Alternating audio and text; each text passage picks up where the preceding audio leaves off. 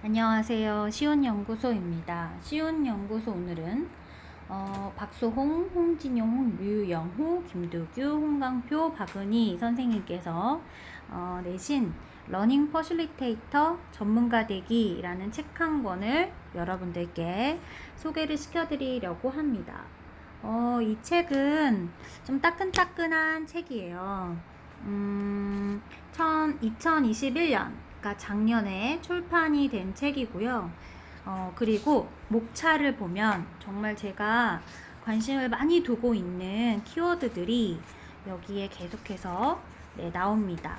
그래서 1장에서는 문제 중심 학습에서의 러닝 퍼실리테이터 실천적 활동, 2장에서는 액션 러닝에서 러닝 퍼실리테이터의 실천적 활동, 3장에서는 캡스톤 디자인에서 러닝 퍼실리테이터의 실천적 활동, 4장에서는 목적 중심 시나리오에서 러닝 퍼실리테이터의 실천적 활동, 5장은 플립 러닝에서의 러닝 퍼실리테이터 실천적 활동, 6장은 앙트로프러너십 역량 강화 코스 EC에서 러닝 퍼실리테이터의 실천적 활동, 그리고 7장은 학습자 중심 참여형 교수법의 특징 분석 및 응용법입니다. 그런데 오늘은 첫 번째 장인 문제 중심 학습에서의 러닝 퍼실리테이터의 실천적 활동에 대해서 여러분들과 함께 공유해보고자 합니다. 문제 중심 학습은 프로블럼 베이스드 러닝이라는 PBL이라고도 불리고 이 PBL이라는 단어가 프로젝트 베이스드 러닝 이렇게도 불리는데, 이 중에서 우리가 오늘은 프로블럼 베이스드 러닝 문제 중심 학습에 관련돼서 과연 교사들은 실제 수업에서 러닝 퍼실리테이터가 되어서 팀 빌딩을 도와주기 위해서는 과연 어떤 프로세스와 수업의 어떤 설계 그리고 활동들이 필요한지에 대한 이야기를 홍진용 선생님께서 집필을 하셨나 봅니다. 그래서 보면 문제중심 학습 수업 설계하기가 첫 번째 활동인데요. 여기에서는 일단 어떤 수업을 설계하기 위해서 어떤 순서가 필요한지에 대한 내용을 제목으로 제시를 하고 있어서 첫 번째는 문제중심 학습을 위한 분석 및 수업을 설계해야 된다. 두 번째는 분석을 해야 된다. 요구 분석, 교과목 내용 분석, 학습자 분석, 학습 환경 분석. 그 다음에는 담당 교수자 및 교과목 정보 설계를 해야 된다. 네 번째는 수업 평가를 설계를 해야 된다. 그리고 다섯 번째는 수업 상세 설계를 해야 된다. 라고 나와 있습니다. 저도 이제 수업을 설계하는 일을 이제 많이 하고 있는데, 제가 하는 방법과 조금 비교해서 여기 제시되어 있는 내용과 좀 얘기를 해보자면, 저도 역시 마찬가지로 수업 설계를 할 때 먼저 분석부터 하는 것 같아요. 그런데 이 분석은 여기서 말을 하는 요구 분석이나 교과목 내용 분석, 학습자 분석도 중요하지만 대상이 누군가, 그리고 그 대상에 따라서 어떤 내용을 이야기해야 되는 것이 중요한가에 대한 내용도 중요하지만, 저는 예를 들어서 이 PBL이 주제가 있다면 그 주제 분석에 대해서 먼저 좀 여러 자료를 찾아보는 편입니다. 좀 전체적인 맥락이 뭔가, 과연 이 수업 설계가 어떠한 상황에서 누군가를 위해서 설계되어야 되는 건지에 대한 큰 그림을 좀 더 분석을 하는 편이고요. 근데 여기에서는 좋은 점이 코브, 그래서 이 코브에 학습 양식 검사 방식을 제시를 하고 있어요. 그래서 학습자 분석을 할 때 학습자의 일반적인 특성 및 양식, 학습 양식, 수렴자, 분산자, 융합자, 적응자, 이런 양식, 효율적인 수업 운영을 위해 요구된 학습자의 사전 지식, 그리고 수업에 대한 이해 및 인지도, 이런 것들을 통해서 학습자 분석을 해야 된다라고 이야기를 하고 있고요. 저 같은 경우에는 이 학습자 분석을 보면서 맨 처음에 이제 수업에 대한 그 학습자의 특징을 좀 파악하고자 할 때, 이런 학습자 분석을 약간의 그 설문지 문항처럼 사용하면 어떨까? 라는 생각을 좀 했습니다. 그래서 이런 샘플이 또 브록에도 나와 있지만 또 책 그 시작할 때 1차 시에도 좀 나와 있는 모습을 볼 수 있습니다.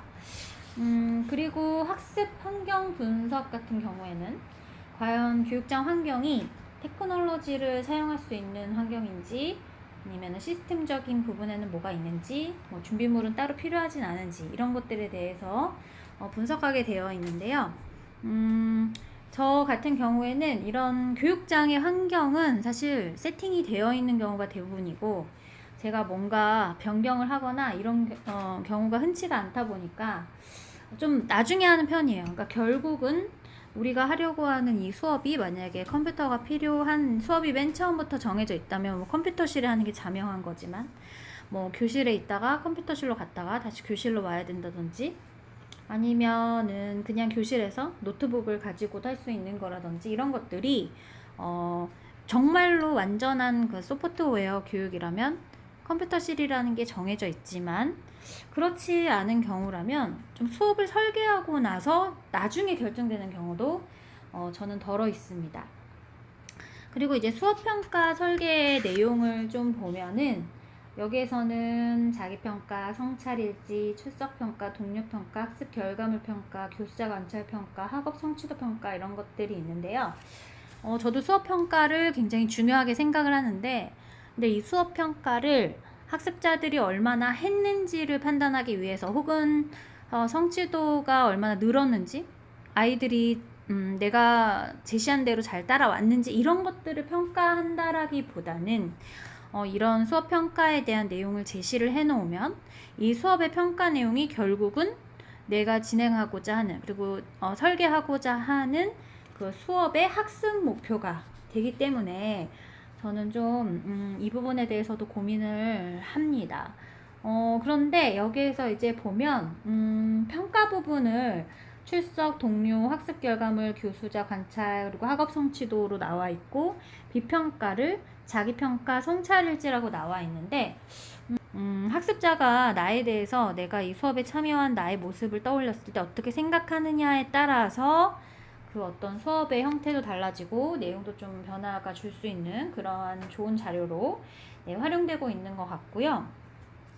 수업을 이제 그렇다면 이제 뭐 상세하게 설계를 해야 된다라고 이제 나와 있는데, 이것도 역시 이제 표로 자세하게 제시가 되어 있어요. 근데 이제 여기에서 보면 지원 요소에 약간 사고 기법들이 들어있는 것이 눈에 띕니다. 그래서 여기에서는 브레인스토밍이라고 되어 있지만, 저는 브레인스토밍은 사실 번외로 말씀드린다면 저는 시간이 너무 없을 때만 사용을 하는 편이에요. 브레인스토밍은. 그러니까 시간이 되게 없고 학습자에게 뭔가 사고기법에 대한 차근차근 체계적인 과정을 유도할 수 없을 때는 어쩔 수 없이 브레인스토밍을 하지만 선호하진 않습니다. 이 브레인스토밍은 정말 준비되어 있는 학습자 아니면 좀 효과를 보기가 좀 어렵다라는 생각이 들어요. 그리고 이제 수업을 준비하는 이제 내용에 있어서는 이런 어떤 문제를 제작할 때, 이 문제 중심 학습이니까 PBL이니까 문제를 제작할 때 고려해야 할 요소들이 있다라고 이야기를 하면서 고려 요소들이 쭉 나오는데, 여기에서 좀 중요한 거는 제가 봤을 때는 어떤 목표를 가지고 있느냐, 그리고 어떤 범주까지 허용할 것이냐, 그리고 학습자의 수준은 어떠한가, 이런 것들이 아닐까라는 생각이 듭니다. 그래서 목표 정의하는 내용도 있어요. 그런데 이 목표 정의는 제가 수업을 하다 보면, 그러니까 목표를 정의하는 게 생각보다 어려워요. 그러니까 이게 어떻게 보면 방금 전에 발산한 그런 어떤 문제 상황을 가지고 그걸 잘 수렴해서 그 팀원들끼리의 어떤 기준을 제시할 수 있어야 되는데, 그 점에 있어서는 다양한 방법들을 시도했던 것 같아요. 그래서 뭐 투표를 한다든지, 아니면 그 퍼실리테이터 기법 중에 기준을 이렇게 세워서 이 기준에 자기는 어디까지 이제 허용할 수 있는 범주인지 이런 것들을 판단하는 그런 기법들을 사용한다든지 아니면 5W1H 그래서 육하 원칙을 사용을 한다든지 등등을 사용을 하는데 굉장히 어려운 부분이긴 합니다. 그래서 이 러닝 퍼실리테이터가 된다라는 거는 제가 봤을 때는 초보자, 그러니까 뭔가 아직은 강의를 몇 번 해본 적이 없는 초보자가 하기에는 너무 건너뛰는 거고요. 단계를 건너뛰는 거고 못해도 일주일에 수업을 뭐 한 10시간 이상씩 한다고 봤을 때 못해도 한 3년에서 한 4, 5년 정도까지는 수업을 해본 사람이 좀 적용할 수 있는 부분이 이 프로블럼 베이스 러닝이기도 하고 또 러닝 퍼실리테이터로서의 어떤 영향을 좀 적용할 수 있는 그런 부분이 있기도 합니다. 근데 이제 교사들이 이제 학교에서부터 이제 사범대학에서 어떻게 학습할 것이, 어떻게 학습자들을 가르칠 것이냐부터 시작해서 좀 배운 부분이 탄탄하다면 그래도 일주일에 10시간 정도 수업을 계속한다는 어떤 기본 전제에서는 한 3년 정도까지는 수업을 현장의 어떤 그런 분위기나 그런 경험을 충분히 익혀야지만 가능하다라고 보겠습니다. 여기서는 학습 환경 구성하기도 나와 있는데 이제 뭐 지원 도구 같은 것들이 나와 있어요. 그래서 이제 좀 중요한 사전 학습하기 이제 챕터에서는 팀빌딩이라는 게 나오는데 참 한 3년 전까지만 해도 아이스 브레이킹이라는 단어를 쉽게 들을 수 있는 단어는 아니었던 것 같은데 요즘은 아이스 브레이킹이라는 활동을 굉장히 많이 처음에 분위기를 좀 풀기 위해서 사용을 하는 듯 합니다. 근데 이 아이스 브레이킹이 수업의 현장에서 사용하기는 좀 다소 애매한 부분이 있어요. 그래서 이게 무슨 얘기냐면 기업에서 그 기업의 어떤 교육의 일환으로 아이스 브레이킹을 할 때는 사람들이 약간 워크숍을 듣는다는 심정으로 강의를 오기 때문에 아이스 브레이킹이 좀 더 효과가 큰데 학교에서는 이미 알고 있는 친구들과 어차피 새로운 수업이 아니라 그 학생들이 봤을 때는 그냥 자기가 듣는 수업의 중에 일부다 보니까 이 아이스 브레이킹을 막 친구의 얼굴을 그리고 이렇게 진행하기보다는 약간 퀴즈나 재미있는 게임 이런 것들을 통해서 진행하는 경우가 많은 것 같습니다.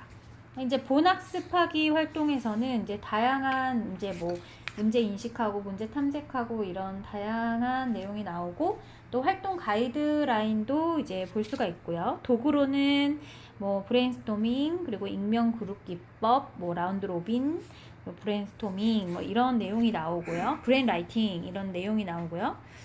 또 브록에 보면은 그냥 이렇게 봐도 브레인 라이팅이라든지 아니면은 스캠퍼 기법이라든지 이런 것들을 사용할 수 있도록 또 브록에 또 제시를 또 해주고 있습니다. 그래서 책이 나온 지가 얼마 안 돼서 그런지 되게 다양한 이야기를 하고 있는데 좀 구체적이지는 않아요. 그래서 제가 여러분들께 공유를 하면서 제 이야기를 같이 드려보고 있습니다.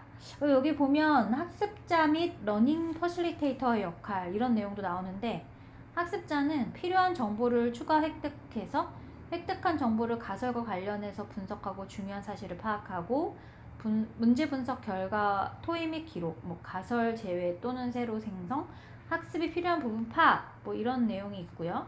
러닝 퍼실리테이터 역할은 분석에 필요한 추가 정보를 단계별로 제공, 뭐 분석 활동 관찰, 모든 학습자가 문제 분석 결과를 말하도록 촉진, 학습이 필요한 부분을 파악하도록 안내, 학습 방향 지도 이렇게 되어 있는데 이 러닝 퍼실리테이터 역할을 제가 한 1년 전쯤에 영상을 찍어놨던 것이 있어요. 그래서 그것도 한번 찾아보시면 조금 더 자세한 내용을 볼 수 있을 겁니다. 그래서 러닝 퍼실리테이터 실천적 활동 가이드라인 에서는 뭐 안내가 뭐 이런 식으로 되어 있긴 해요. 현재까지 정리된 가설 또는 해결 방안을 검증하기 위한 학습 과제를 누가 담당할 것인지 팀 리더를 중심으로 한번 분담해 보세요. 뭐 이런 어떤 제시사항이 있는데 사실 이 러닝 퍼실리테이터가 이런 오히려 뭐 누가 해보세요, 뭐 어떻게 해보세요가 어려운 게 아니라 상황이 그렇게 진행이 되고 있을 때 이 상황을 어떤 방식으로 이끌어갈지에 대한 감이 되게 중요하거든요. 그래서 경험이 매우 중요합니다. 그래서 러닝 퍼실리테이터가 되기는 쉽지는 않다라는 이야기를 좀 해드리고 싶어요. 그리고 굉장히 다양한 영역과 그리고 학습자들을 대상으로 강의를 해본 경험들이 있어야, 그리고 아이디어를 도출하고 또 수렴해보는 그런 과정에 대한 경험이 충분히 있어야 가능한 역할이기도 합니다. 그래서 1차시는 그 1장은 이런 식으로 되어 있네요. 여러분들과 좀 다른 장들도 같이 한번 연이어서 얘기해 볼 수 있는 그런 시간이 또 있기를 바라면서 오늘은 여기까지 하도록 하겠습니다. 그럼 여러분 다음 시간까지 안녕.